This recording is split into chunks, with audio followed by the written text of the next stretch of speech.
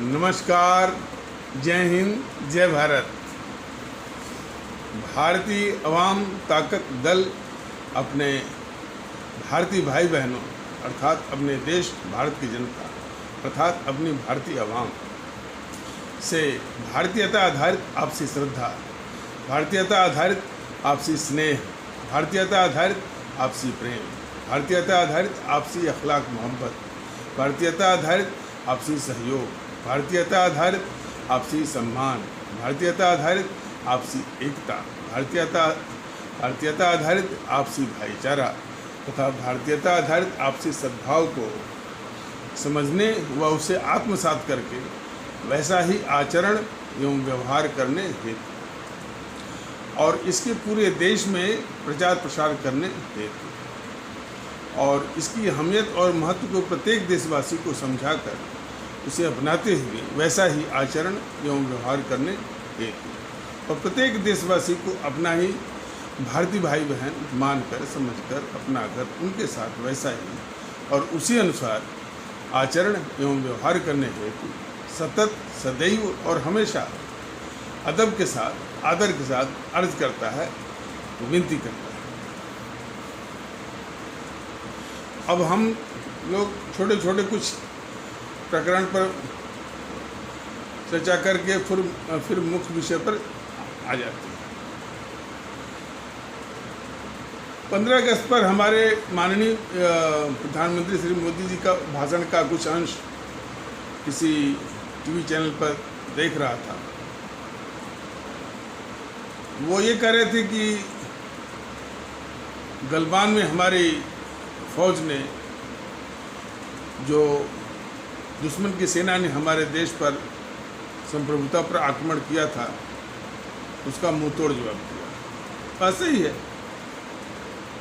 सेना को आपके द्वारा पूरी आज़ादी दी गई, छूट दी गई, जैसा भी चाहें वो कार्रवाई करें, तो बिल्कुल हमारी सेना सक्षम है, कबूल है और ये बात पूरी दुनिया मानती है, समझती भी है।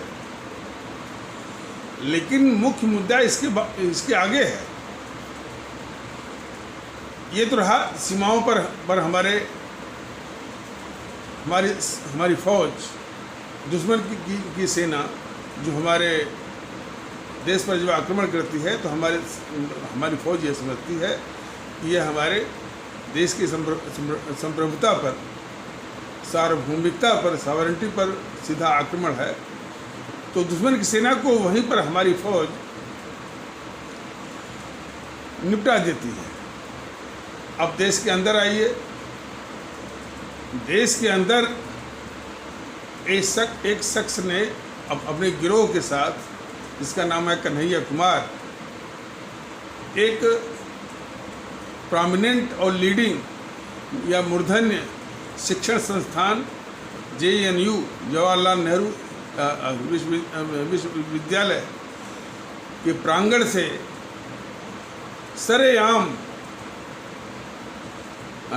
सरेआम यह नारा लगवाता है कि भारत तेरे टुकड़े, और भारत की बर्बादी तक जंग जारी रहेगी।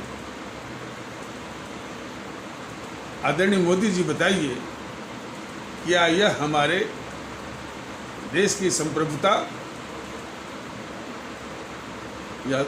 या उसकी सार्वभौमिकता या सॉवरेनिटी पर सीधा हमला नहीं है? क्या इतनी सी अकल का प्रदर्शन आप नहीं कर सकते कि भाई यह भी हमारे देश की संप्रभुता, सार्वभौमिकता और सॉवरेनिटी पर आक्रमण है?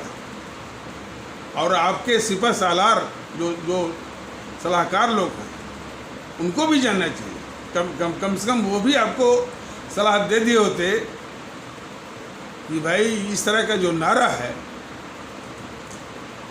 तो हमारे देश की संप्रभुता, सार्वभौमिकता और सॉवरेनिटी पर सीधा हमला है।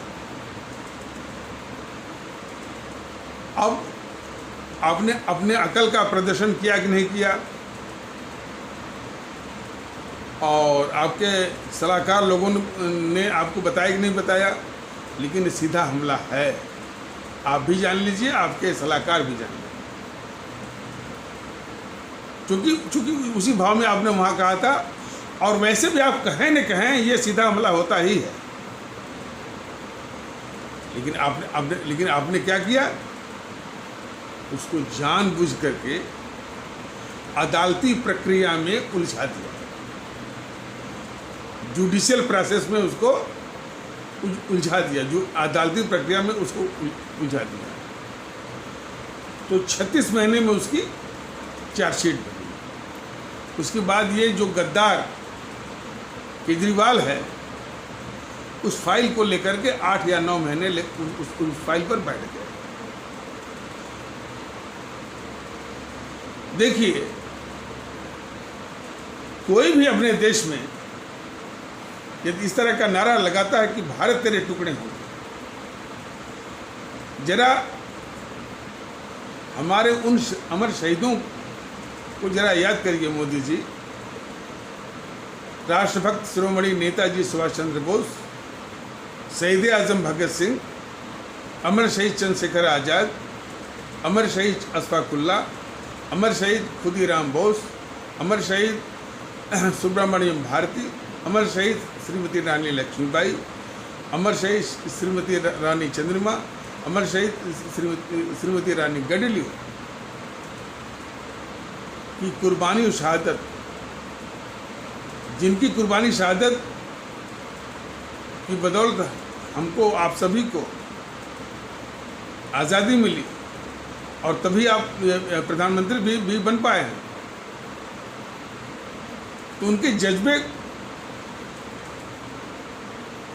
के नज़रिए से जरा देखिए कि जिन्होंने अपनी जान दे करके हमारे आपके लिए आज़ादी लाई इस मुल्क को, आज उसी मुल्क को कोई कह रहा है कि तेरे टुकड़े हो, और आपने बड़े मैंने लापरवाही ढंग से उसको अदालती प्रक्रिया में उलझा दिया। इसका हश्र क्या हुआ कि देश के अंदर जो गद्दार हैं, देखिए, देश के खिलाफ जो गद्दारी करता है वही गद्दार होता है। लेकिन तमाम इस तरह से स्वार्थी जो संगठन बने हैं, हिंदू सनातन आस्था वाले भारतीय भाई बहनों के समाज में जो कट्टरवादी हैं, वो सिखाते हैं कि देश के प्रति गद्दारी हो तो हो, लेकिन यदि वो हिंदू विरोधी नहीं है तो कोई बात नहीं। ज़्यादा खतरनाक वो है जो हिंदू विरोधी है, और यदि हिंदू विरोधी है और यदि वो देश का गद्दार नहीं है और हिंदू विरोधी है तो वो ज़्यादा खतरनाक है। और दूसरे शब्दों में, यानी उनके विचार के अनुसार, यदि वो हिंदू विरोधी नहीं है और देश का गद्दार है, देश के खिलाफ गद्दार है, तो कोई बात नहीं, चलेगा। उसी प्रकार इस्लाम आस्था वाले भारतीय भाई बहनों के समाज में कुछ ऐसे भी कट्टरवादी तत्व हैं जो ये मानते हैं, सिखाते हैं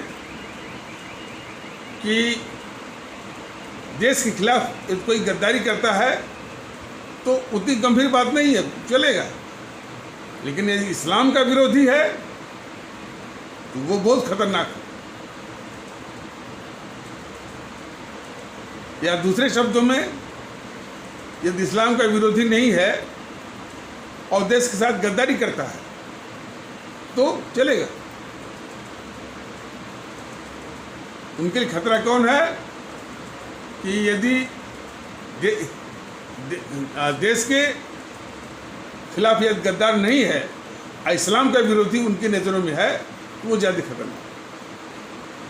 तो इसीलिए ये नेहरू को, जिसने देश के खिलाफ गद्दारी की है, इंदिरा जिसने देश के खिलाफ गद्दारी की है, राजीव जिसने देश के खिलाफ गद्दारी की है, और इस समय सोनिया, राहुल, प्रियंका जो देश के खिलाफ गद्दारी कर रहे हैं, बराबर भारतीय अहमता जगा रहा है, ये देश के गद्दार हैं, तब भी जो है भारतीय जनता पार्टी के लोगों में, भारतीय जनता पार्टी के प्रवक्ताओं में ये भाव नहीं आ रहा कि ये देश के गद्दार हैं।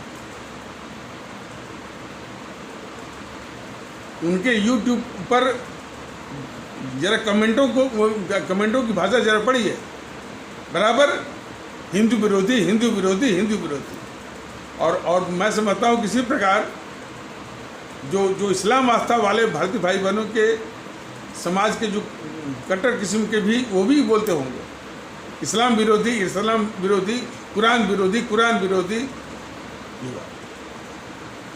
सारी इस तरह की जो विचार है, यह मुल्क के लिए, भारत राष्ट्र के लिए बहुत घातक है। गद्दार वही है जो अपने मुल्क के खिलाफ गद्दारी करता है। भारतीय जनता दल सिर्फ उन्हीं गद्दारों की बात करता है जो हमारे भारत राष्ट्र के खिलाफ इन्होंने गद्दारी की। तो अब इस पर आ जाइए कि इसने नारा वो लगाया था कि भारत तेरे टुकड़े होंगे, इंशाअल्लाह इंशाअल्लाह भारत की बर्बादी तक जंग जारी रहेगी। मोदी जी, आपको जानना चाहिए और आप में ये भावना भी होनी चाहिए, हमारे देश की संप्रभुता, हमारे देश की सार्वभौमिकता, हमारे देश की सॉवरेनिटी पर सीधा हमला है। और ऐसे मामलों को कदापि अदालती प्रक्रिया में मत उलझाइए, और उलझाने की जरूरत भी नहीं है। ये पूरे कन्हैया कुमार, उसके गिरोह को सेना के हवाले करना चाहिए, और करना चाहिए था आपके द्वारा। और उसके समर्थन में जो लोग भी आए वो भी उतने ही गद्दार हैं। जैसे ये राहुल आया था, इसने खुला समर्थन दिया था, मैंने संसद के बाहर भी, सड़कों पर भी, और संसद के अंदर भी समर्थन दिया था। इसकी पार्टी ने, JNPC ने भी समर्थन दिया था। उसी प्रकार सीताराम येचुरी और उसकी CPIM ने भी समर्थन दिया था। डी राजा और उसकी पार्टी जो है CPI ने समर्थन दिया था। और ये जो JNPC का, गांधी नेहरू परिवार चांडाल चौकड़ी काकस का जो दूसरा अवतार है, केजरीवाल, और उसकी इसने भी समर्थन दिया था इसको, कन्हैया कुमार को। तो केजरीवाल और उसकी आम आदमी पार्टी को भी, ये सबको सेना के हवाले करना चाहिए। सेना के हवाले कर दिया गया होता, सेना इनको निपटा दी होती, तो देश में एक अच्छा सबक जाता। देश के गद्दारों के साथ यही सलूक होना चाहिए और उनका यही हश्र होना चाहिए। लेकिन मोदी जी, आप में वो भावना नहीं है। एक झूठा और देश को धोखा देने वाला, कपटपूर्ण, छलपूर्ण राष्ट्रवाद आप चला रहे हैं। उसी को बेनकाब करने के लिए भारतीय जनता दल निकला है कि आपका राष्ट्रवाद कितना देश को छलने वाला है और दुख दे रहा है।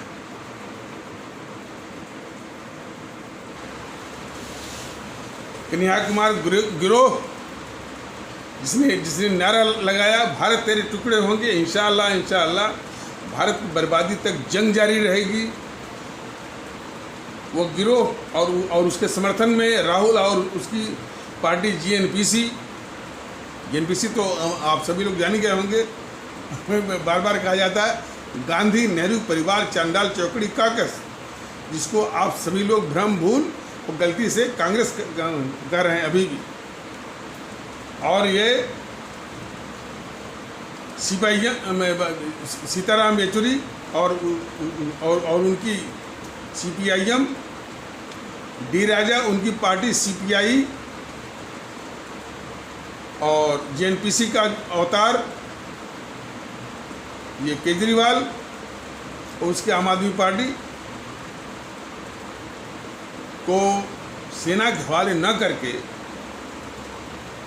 भारतीय जनता दल मानता है कि आपने देश के साथ गद्दारी की।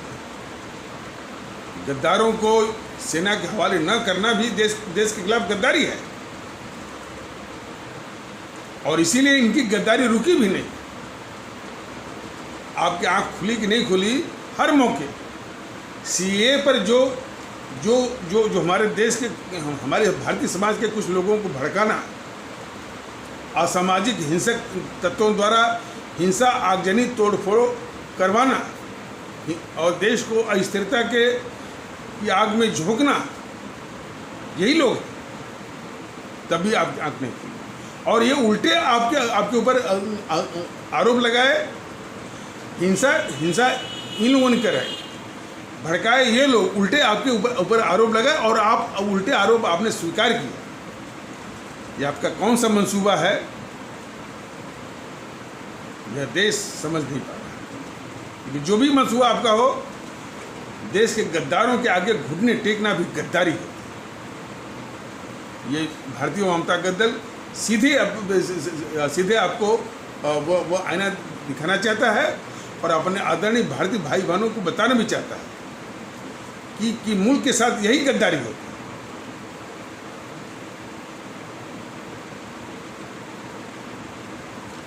तो अब देखिए, अब इस बहाने जो देश विरोधी ताकतें हैं उनको गद्दारी करने का मौका मिल गया। ये जो देश विरोधी और देश की दुश्मन जो कम्युनिस्ट पार्टियां हैं, वो चीन के फंडिंग पर, चीन के पैसे पर इस देश को अंदर से हर वक्त जो है कमज़ोर करने की का एजेंडा चलाती है, साजिशें करती हैं।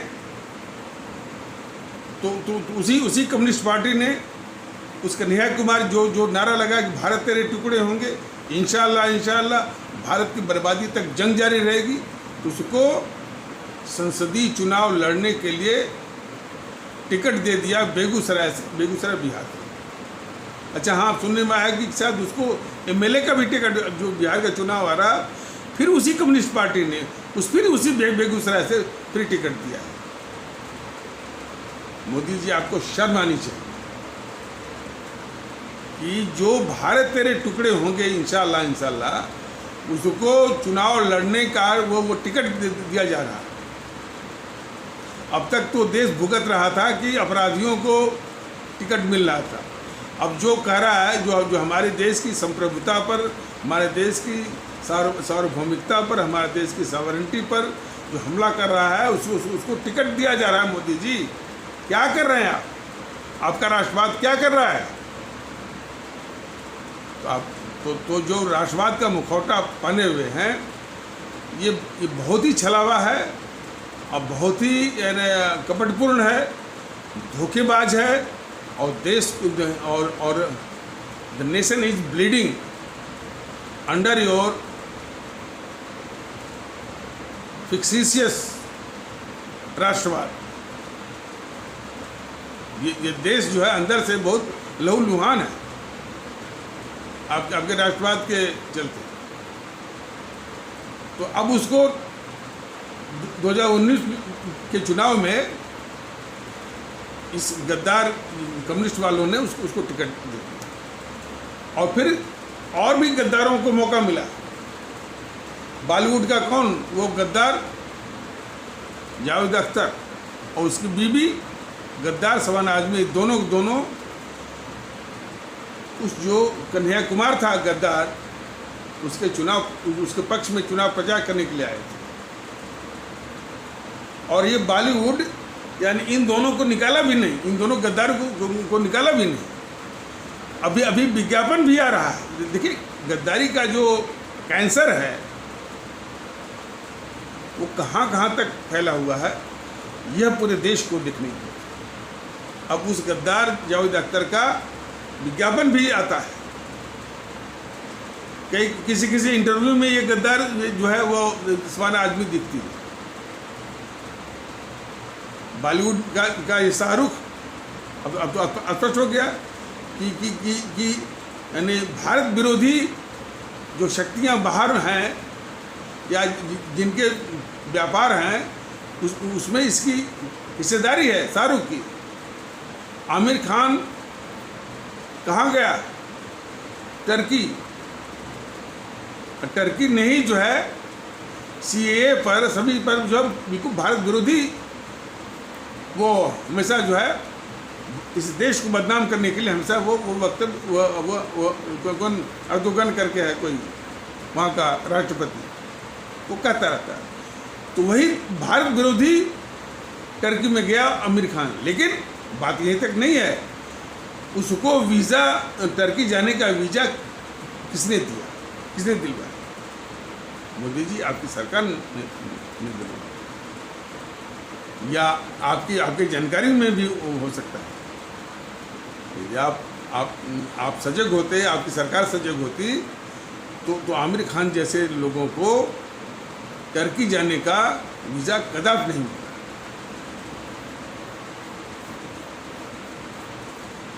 तो सिर्फ आमिर खान पर गुस्सा करने से कुछ नहीं होगा, उसको वीज़ा देने वाले सरकार आपकी है।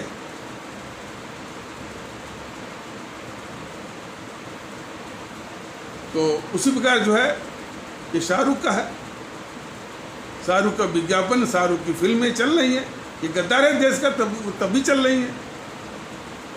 भारतीय जनता दल ने कहा था कि कुछ समय के लिए बॉलीवुड का उद्योग बिल्कुल बंद कर देना चाहिए, इस देश के लिए अभिशाप है। एक तो नग्नता और फूहड़पन, यानी न्यूडिटी, वल्गैरिटी, ऑब्ससेनिटी का तांडव है, और हमारी जो सांस्कृतिक मान्यताएं हैं उसके सर्वथा विरुद्ध है। हमारे सांस्कृतिक वातावरण को बहुत घिनौने तरीके से, बहुत घोर तरीके से ये प्रदूषित कर रहे हैं बॉलीवुड वाले। और न वो संगीत है जो संगीत और जो शब्दों की गहराई शंकर जयकिशन, शैलेंद्र, नौशाद साहब, शकील बदाऊनी साहब, शाहिद लुधियानी साहब, सचिन देव बर्मन और सलील चौधरी, इन लोगों ने दिए थे। तो यदि वो ऐसा नहीं कर सकते तो इस उद्योग को देश के हित में तुरंत जो है बंद कर देना चाहिए। और वैसे भी शिकायतें है कि थोड़े से अपवादों को छोड़कर पूरा बॉलीवुड का उद्योग जो है वह जो है वो अंडरवर्ल्ड, यानी भूमिगत डॉन के गिरफ्त में, बताइए, वो मनोरंजन की दुनिया में घुसा हुआ है। तो ये सब जो है मोदी जी आपके राजकाज में चल रहा है। सिनेमा, विज्ञापन, ग्लैमर, फलाने ढिकाने, सिनेमा, विज्ञापन, टेलीविज़न,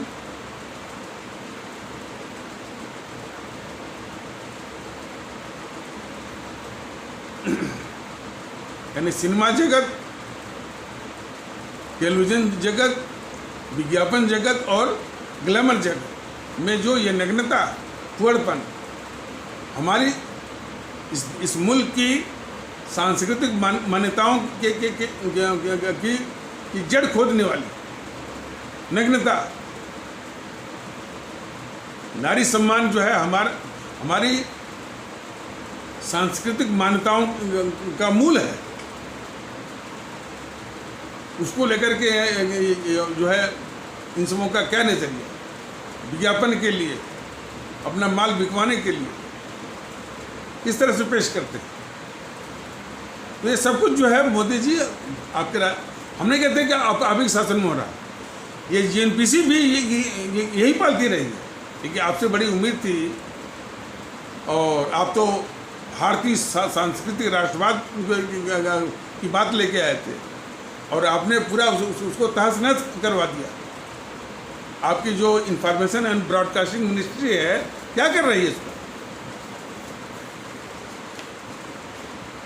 तो सब धोखा छलावा है आपका। तो आ जाइए इस पर, तो और गद्दारों को मौका मिला, मतलब कि बॉलीवुड का जो गद्दार जावेद अख्तर गद्दार समान आदमी बराबर दिखते हैं।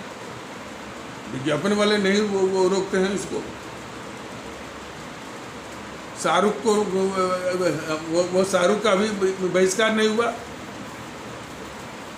न बॉलीवुड वालों ने बहिष्कार किया, न इस सरकार ने जो है उसको बैन किया।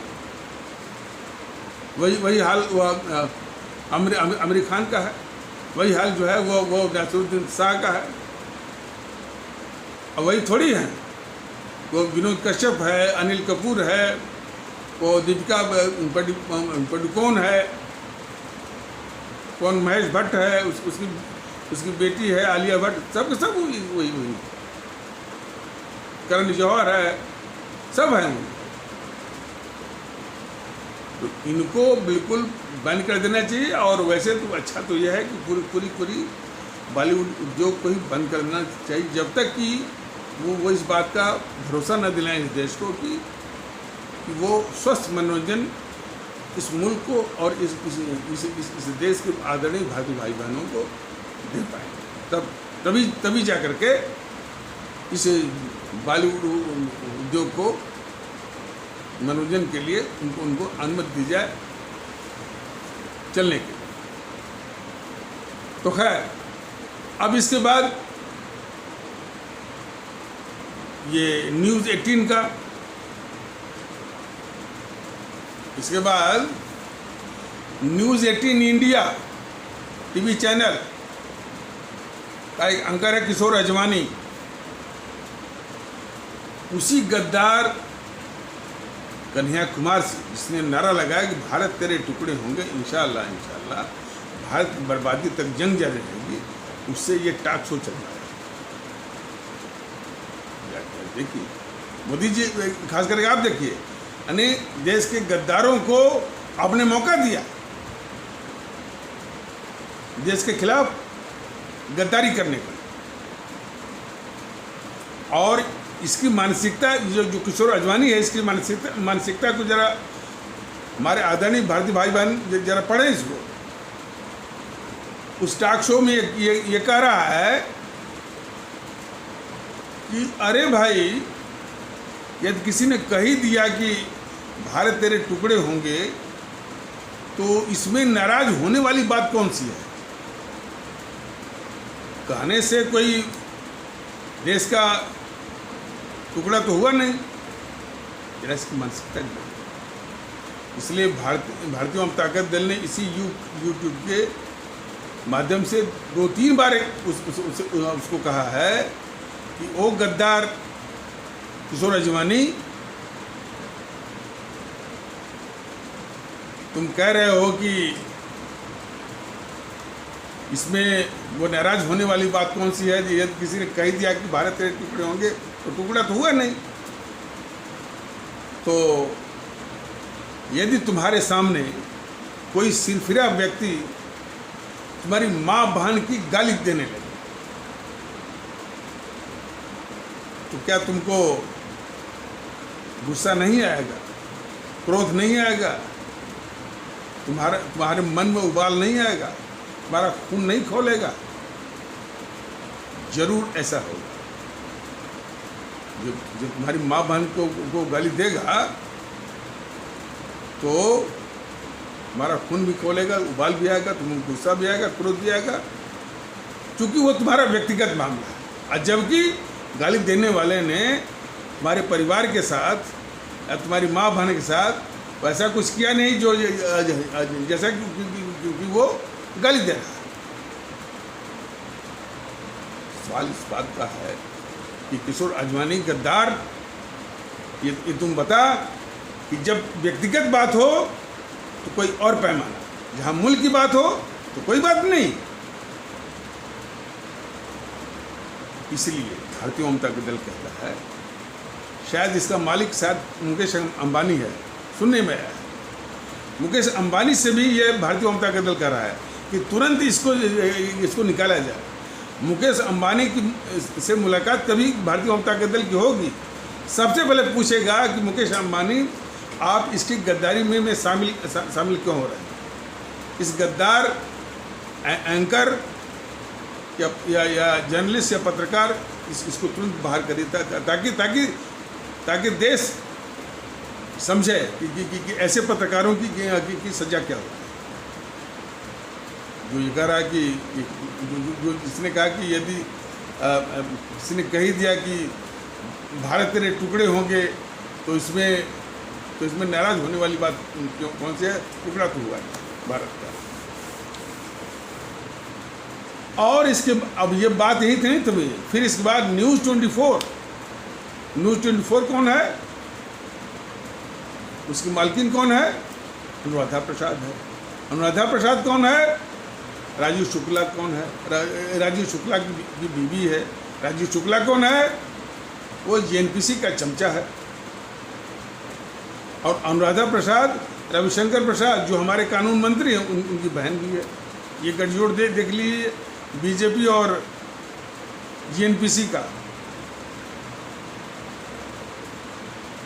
तो ये गद्दारों का चैनल है न्यूज़ 24 जैसे लोग। उसमें जो है उसमें राष्ट्रवाद पर जिसने नारा लगाया कि भारत तेरे टुकड़े होंगे इंशाअल्लाह इंशाअल्लाह, वो इस कन्हैया कुमार से राष्ट्रवाद पर प्रलाप का आयोजन करवाया न्यूज़ 24 वाले ने। और उस परिचर्चा में बीजेपी का प्रवक्ता समित पात्रा भी उसमें शामिल था। बीजेपी का जो राष्ट्रवाद कितना धोखेबाज है, जो कि भारत तेरे टुकड़े होंगे इंशाअल्लाह इंशाअल्लाह, ऐसे गद्दार के साथ जो है, ऐसे गद्दार के साथ राष्ट्रवाद ऐसे मुद्दे पर जो है उस परिचर्चा में सहभागी होता है बीजेपी का प्रवक्ता समित पात्रा। देश के लोग समझें कि ये कितनी धोखेबाज किस्म की है ये भारतीय जनता पार्टी और उसके राष्ट्रवाद का नाम लेकर के सारे गद्दारों के साथ उठना बैठना और उनको पालना, उनकी रक्षा करना, उनकी गद्दारी के पापों को छुपाना, ये इसका चरित्र है बीजेपी का। तो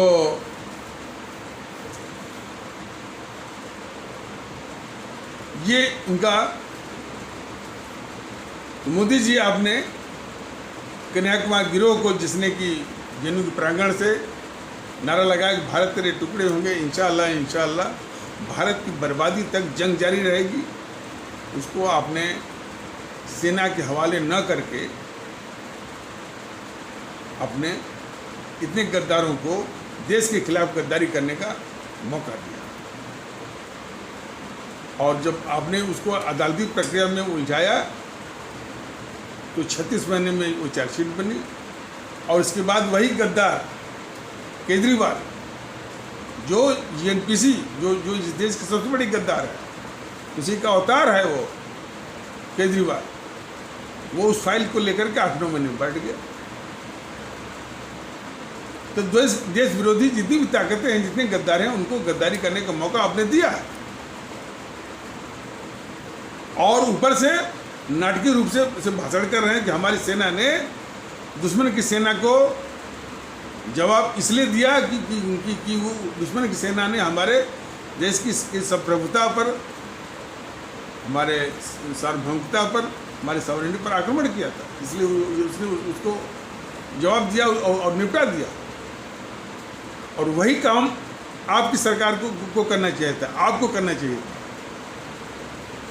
जो कि आपने न करके एक तो गद्दारी के काम आपने वो किया, और फिर सारे देश विरोधी ताकतों को गद्दारी करने का मौका देकर के भी आपने उससे भी बड़ी गद्दारी किया देश के खिलाफ। और नाटकीय रूप से जो है वो लाल किले से बोल रहे हैं आप कि सेना ने जो है दुश्मन की सेना को वो दुश्मन की सेना जो हमारे देश की संप्रभुता पर आक्रमण किया उसको निपटा दिया। शर्म आनी चाहिए आपको मोदी जी। और दूसरा इनका नाटक आदरणीय मोदी जी का, कह रहे हैं कि 192 जो सदस्य हैं संयुक्त राष्ट्र संघ के, उसमें से 184 देश जो है भारत का समर्थन करते हैं सुरक्षा परिषद की अस्थाई सीट के लिए। हालांकि जो लिख के आ रहा था वो लिख रहा था अस्थाई। माने यहाँ माने जो सरकारी, जो भारत सरकार की हिंदी भी बड़ी अजीब है। जितने भी न्यूज़ रीडर हैं, न्यूज़ पढ़ने वाले, ये दिल्ली में जो बढ़ के पढ़ते हैं, इतनी गलत हिंदी बोलते हैं सब बेहिसाब। तो वो लिखा था अस्थाई, जबकि होना चाहिए अस्थाई। तो संयुक्त राष्ट्र संघ में जो सुरक्षा परिषद है, सिक्योरिटी काउंसिल है, उसमें अस्थाई सदस्य 5 ही हैं, रूस, अमेरिका, चीन, फ्रांस और ब्रिटेन। तो भारत भी आज 20-25 साल से ये प्रयास कर रहा है कि उसको भी उसका अस्थाई सदस्य यानी परमानेंट मेंबर बनाया जाए, वीटो पावर वाला। और उसमें बड़ी राजनीति चल रही है, उसके विषय में अभी नहीं बताया जा रहा है। लेकिन मोदी जी, आपने देश के साथ गद्दारी किया, उसी लाल किले से उस नेहरू की गद्दारी को छुपा करके आपने क्यों नहीं बताया कि भारत जो है संयुक्त राष्ट्र संघ का संस्थापक सदस्य है और उसका बुनियादी सदस्य है, फाउंडिंग मेंबर है। तो फाउंडिंग मेंबर होने के नाते उस सम्मान में संयुक्त राष्ट्र संघ ने भारत को सुरक्षा परिषद का अस्थाई सदस्य, परमानेंट मेंबर दिया था, वीटो पावर वाला। उस गद्दार नेहरू ने हमारे दुश्मन चीन को वही वीटो पावर वाला अस्थाई सदस्यता दे दिया। ये जो गद्दारी किया नेहरू अपने देश के खिलाफ, प्रधानमंत्री था भारत का, लेकिन भारत के ही खिलाफ जो है उसने गद्दारी किया चीन के पक्ष में। तो मोदी जी, आपने भी उससे भी बड़ी गद्दारी किया लाल किले से ये छिपा करके कि भारत को अस्थाई सदस्यता मिली हुई थी। संयुक्त राष्ट्र संघ ने जो है उन्हें जो है वो दिया हुआ था, लेकिन वो अस्थाई सदस्यता भारत ने नहीं, ये गद्दार नेहरू ने वो अस्थाई सदस्यता हमारे दुश्मन चीन को दी। तो चीन आज जो इतना बदमाश बना हुआ है, उसके पीछे काफ़ी हाथ है इस गद्दार नेहरू का। गद्दार नेहरू जो है अंतर्राष्ट्रीय साम्राज्यवादी ताकतों का बहुत ही खतरनाक भारत विरोधी एजेंट था। बहुत दुख दिया इस देश को और बहुत डैमेज किया है भारत के प्रधानमंत्री रहते हैं। और इस देश का सर्वाधिक ऐतिहासिक गद्दार था वो नेहरू। तो उस गद्दार नेहरू की गद्दारी को छिपाने वाला भी इस देश का गद्दार ही है। मोदी जी, आप और आपकी बीजेपी और आरएसएस वाले भी नेहरू की गद्दारी को छुपाने की हर साजिश कर रहे हैं। मुल्क को बर्दाश्त नहीं होगा और इसका जवाब इलेक्शन में मिलेगा, आज नहीं तो कल, देखिए। और मुल्क इसका हिस्सा है।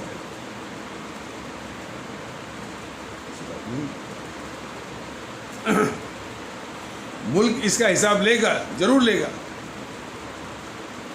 और इतने गद्दारों को जो पाल रहे हैं, खैर ये एपिसोड कुछ लंबा हो रहा है।